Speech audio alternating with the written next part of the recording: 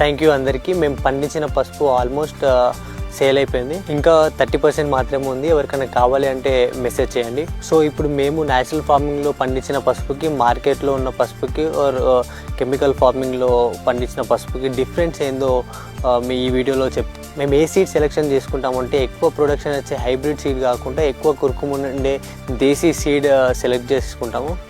మేము పండించిన వెరైటీ వచ్చేసి వాయిగన్. ఈ సీడ్ని మేము బీజామృతంలో శుద్ధి చేసి దీనికి శుద్ధి చేసినప్పుడు దానికి ఇమ్యూనిటీ పవర్ కానీ దానికి ఒక ప్రొటెక్షన్ వస్తుంది. ఇంకా న్యాచురల్ ఫార్మింగ్లో మేము ఏదైనా జీవామృతం పుల్ల మజ్జిగతోనే పండించాము.